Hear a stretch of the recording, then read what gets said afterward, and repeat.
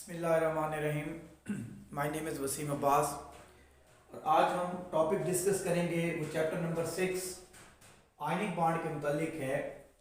अब ionic bond क्या है? ये कहते हैं ये इलेक्ट्रोस्टैटिक फोर्स ऑफ अट्रैक्शन है। बेसिकली बॉन्ड क्या चीज होती है? बेसिकली अट्रैक्शन है। किस किस के दरमियान है? बिटवीन अपोजिटली चार्ज आयंस, यानी ये कैटायन और एन आयन के दरमियान क्या होती है? ये इलेक्ट्रोस्टैटिक फोर्स ऑफ अट्रैक्शन होती है। इसे कहते हैं आयनिक बॉन्ड। इसकी प्रॉपर डेफिनेशन की अगर हम तरफ जाएं तो इसमें क्या है? आयनिक बॉन्ड कैसे बनता है? कहता है ये बनता है by complete transfer of electron from one atom having low ionization energy to an other atom having क्या है जी? high electron affinity। इन दोनों टॉपिक्स को हम पहले डिस्कस कर चुके कि आयोनाइजेशन एनर्जी क्या है और इलेक्ट्रॉन एफिनिटी क्या होता है। ठीक है, पर बता देते हैं आयोनाइजेशन एनर्जी क्या है? Amount of energy required to move electron. और इलेक्ट्रॉन एफिनिटी क्या है? अट्रैक्शन को बोलते हैं, न्यूक्लियस का इलेक्ट्रॉन को अपनी तरफ अट्रैक्ट करना। ये क्या कहलाता है? इलेक्ट्रॉन एफिनिटी कहलाता है। तो अब बढ़ते हैं कि इनके दरमियान ऐसा एटम जिसकी लो आयोनाइजेशन एनर्जी हो और हाई इलेक्ट्रॉन एफिनिटी हो, उससे जो बॉन्ड बनता है that is called ionic bond. ठीक हो गया? ये इसकी डेफिनेशन, इसको समझते हैं कि कहना क्या चाहता है। मैं आपकी बुक पर दी हुई एक एग्जांपल ले लेता हूं। मसलन मैंने यहां लिख दिया आपके पास, ये हमारे पास एक पीरियोडिक टेबल है। हम कहते हैं कि यहां मैंने फर्स्ट ए का ले लिया पोटाशियम दैट इज 19, इसका एटॉमिक नंबर होता है 19। ठीक है, इसको अगर हम लिखें तो ये होता है, पहले में 2, दूसरे में 8, तीसरे में भी 8 होते हैं और चौथे में 1 इलेक्ट्रॉन है। क्योंकि ये पहले ग्रुप का मेंबर है तो याद रखें जो ग्रुप नंबर होता है वो ही आउटर शेल में इलेक्ट्रॉन होते हैं। तो ये आ गया 2881। इसी तरह मैं इसके साथ मिलाता हूं, किसको जी? क्लोरीन के साथ। हम इसको फिक्स करते हैं, क्लोरीन के साथ इसका बॉन्ड बनाते हैं। अब क्लोरीन है 17, 287, ये हो गया इसका। अब इसको बनाते हैं कि आयनिक बॉन्ड बनता कैसे है? बनता ऐसे है, आप कहते हैं ये न्यूक्लियस है। मैं पहले पोटाशियम बनाने लगा हूं।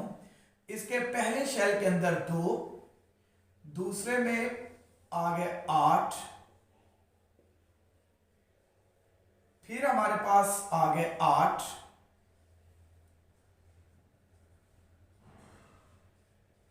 और नेक्स्ट हमारे पास इसमें आ गया आउटर शेल में 1 इलेक्ट्रॉन, ये आ गया। अब ये हमारे पास बन गया 2, ये 2, फिर ये 2, फिर 8, फिर 8 और फिर 1, यानी कि इसके आउटर शेल में कितना इलेक्ट्रॉन हो गया? 1 इलेक्ट्रॉन हो गया। ये करता क्या है? अब हर एलिमेंट चाहता है कि उसके आउटर शेल में क्या हो जाए जी? 8 इलेक्ट्रॉन आ जाए। ये इसके लिए करता क्या है? ये या तो इलेक्ट्रॉन लॉस करता है या गेन करता है। क्योंकि अब इसके आउटर शेल में 1 इलेक्ट्रॉन है तो ये क्या करेगा?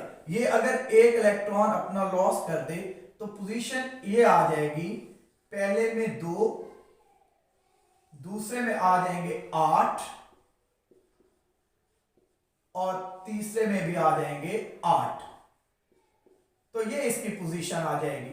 यानी कि पहले ये था पोटाशियम, हमारे पास था 2881। जब ये 1 इलेक्ट्रॉन लूज करता है तो ये बन जाता है पोटाशियम +1, 288। अब याद रखें आपने, क्योंकि यहां से इलेक्ट्रॉन रिमूव किया है, इसमें से निकाला है, तो जो तो हमें यहां जो ये 1 इलेक्ट्रॉन लूज करने के बाद यहां जो डेल्टा H है वो 419 किलो जूल पर मोल इसकी वैल्यू आती है।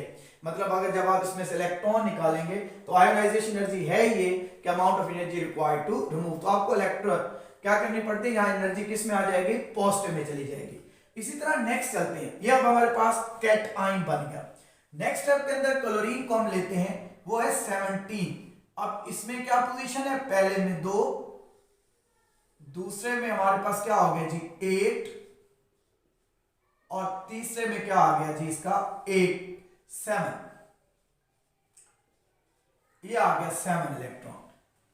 ये हो गया क्लोरीन, ये था 17, तो 287, ये पोजीशन आ गई 287। अब इसके पास 1 इलेक्ट्रॉन ज्यादा था, इसके पास देखें तो 1 इलेक्ट्रॉन कम है। इसके आउटर शेल में 7 इलेक्ट्रॉन है। अब ये क्या करता है, ये एक इलेक्ट्रॉन वो जो पोटाशियम ने लूज किया है ये वाला, ये उसको गेन करता है और अब इसकी पोजीशन ये आ जाती है कि यहां आ जाएगा पहले में 2, दूसरे में क्या आ गया जी 8 और तीसरे में भी क्या आ गया 8। अब इसका भी आउटर शेल क्या हो गया जी कंप्लीट हो गया और इसका भी आउटर शेल क्या हो गया कंप्लीट हो गया। मतलब ये क्लोरीन ने अब एक इलेक्ट्रॉन गेन किया और ये बन गया Cl। अब क्योंकि ये इलेक्ट्रॉन गेन कर रहा है तो हम कहते हैं यहां जो डेल्टा H है वो माइनस में आ जाएगा 349 किलो जूल पर मोल। अब ये वैल्यू आयोनाइजेशन एनर्जी है और ये वैल्यू क्या है जी दैट इज इलेक्ट्रॉन एफिनिटी। तो हमने इसकी डेफिनेशंस क्या की थी, हमने कहा था यहां इलेक्ट्रॉन ट्रांसफर होता है फ्रॉम वन एटम, ये देखिए ये इलेक्ट्रॉन था ये ट्रांसफर होता है यहां से यहां, ये इलेक्ट्रॉन ट्रांसफर हुआ potassium having low ionization energy, शर्त इसकी कि इसकी आयोनाइजेशन एनर्जी क्या होनी चाहिए लो। अब ये ट्रांसफर किसकी तरफ हुआ है टू एन अदर एटम, ये दूसरे एटम में ट्रांसफर हुआ है हैविंग हाई इलेक्ट्रॉन एफिनिटी। मतलब आयोनाइजेशन एनर्जी लो होने का मतलब ये है कि ये जल्दी इलेक्ट्रॉन लॉस करे और इसी तरह से हाई इलेक्ट्रॉन एफिनिटी का मतलब है कि जो इसने इलेक्ट्रॉन लॉस किया है ये फौरन उसको क्या करे गेन करे। ऐसा ना हो कि अगला इलेक्ट्रॉन गेन ही ना करे तो फिर आपके पास कभी भी आयनिक बॉन्ड नहीं बनेगा। तो शर्त यही है कि ये इलेक्ट्रॉन लॉस करे और फौरन करे और ये फौरन क्या करे गेन करे। तो इसकी लो आयोनाइजेशन एनर्जी हो और इसकी क्या होनी चाहिए हाई इलेक्ट्रॉन एफिनिटी। तो मेरे पास अब दो चीजें आ गई, एक कैटाइन हो गया और एक मेरे पास क्या हो गया एनाइन। अब नेक्स्ट स्टेप के अंदर क्या होता है, नेक्स्ट स्टेप में ये होता है कि ये K पॉजिटिव किससे मिलता है जी Cl नेगेटिव से मिलता है और ये बना देता है KCl, यानी ये कैटाइन एनाइन से मिलता है और ये क्या बनता है जी KCl। तो अब इसके अंदर जो बॉन्ड बनता है उस बॉन्ड को हम कहते हैं आयनिक बॉन्ड, इसको हम क्या कहते हैं आयनिक बॉन्ड। और यहां जो एनर्जी रिलीज होती है वो 690 किलो जूल पर मोल होती है। ये क्योंकि ये बॉन्ड मेकिंग हो रही है यहां पर तो जो एनर्जी रिलीज होगी वो कितनी है जी वो 690 किलो जूल पर मोल है।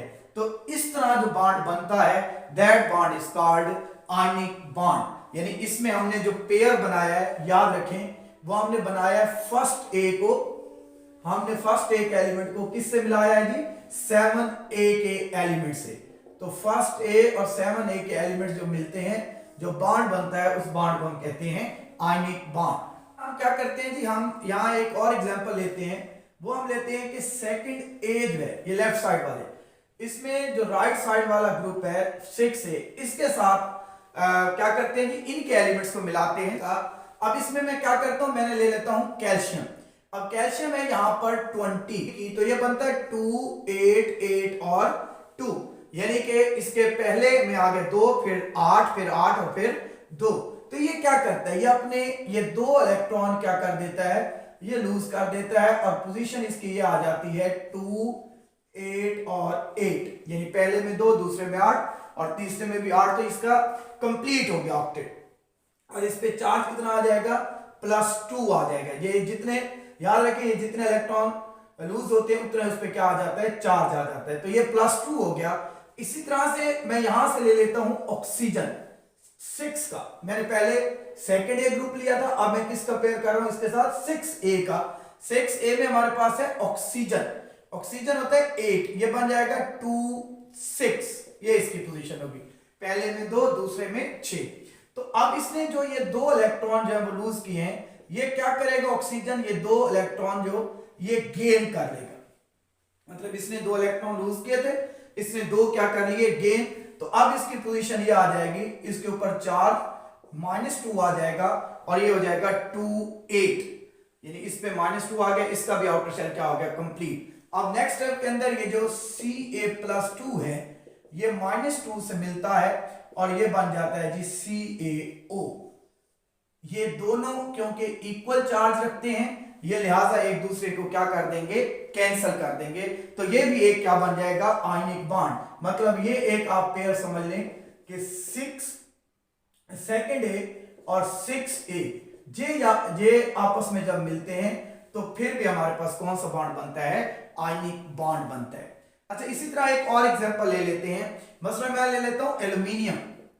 एल्यूमिनियम होता है 13283, ये हमारे पास आ गया एल्यूमिनियम 13283। ये क्या करता है, अब इसके पोजीशन क्या है, 28 है और लास्ट में 3 इलेक्ट्रॉन है, तो ये क्या करता है, ये 3 इलेक्ट्रॉन लूज कर देता है और इस पे चार्ज कौन सा आ जाएगा, एल्यूमिनियम +3, ये आ गया 28।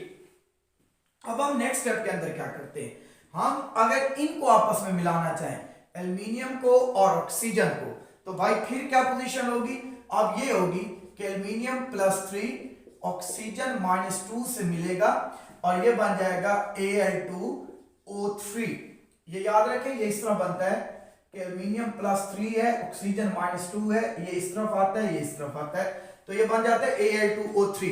इसको अगर हम बैलेंस करें तो ये आ गया 2 और ये आ गया 3। अब जरा देखें, अब क्या था, एल्यूमिनियम ने कितने इलेक्ट्रॉन लूज किए थे, 3 को 2 से मल्टीप्लाई करो तो टोटल कितने इलेक्ट्रॉन हो गए, 6। अच्छा, ऑक्सीजन कितने इलेक्ट्रॉन गेन कर रहा था, 2 गेन कर रहा था, अब 2 को 3 से मल्टीप्लाई करो तो ये भी क्या हो जाता है, 6। ये कुल हो गया कि इसने 6 इलेक्ट्रॉन लूज किए, इसने 6 इलेक्ट्रॉन क्या किए, गेन, तो आपके पास ये पोजीशन आ जाएगी Al2O3। ये हमारे पास था आयनिक बॉन्ड। अब याद रखें, अगर आयनिक बॉन्ड की एक जनरल हम बात करें तो अगर दो एलिमेंट्स के दरमियान जो इलेक्ट्रोनेगेटिविटी डिफरेंस है वो 1.7 से ज्यादा हो तो याद रखें वो कौन सा बॉन्ड बनाते होते हैं, वो आयनिक बॉन्ड बनाते होते हैं। इसके अलावा आपके बुक में 1-2 MCQs भी हैं, जैसे सोडियम क्लोराइड है तो वहां उसका जो है वो आयनिक परसेंटेज पूछी गई है, तो वो एक आप उसको याद कर लें, और दूसरा उसमें सीजियम फ्लोराइड याद रखें। ये सबसे ज्यादा हमारे पास आयनिक करैक्टर रखता है जो कि 92% है, तो ये दोनों आपके क्या हो जाते हैं, ये MCQs भी हैं। तो ये हमारा आज का टॉपिक था, दैट इज आयनिक बॉन्ड।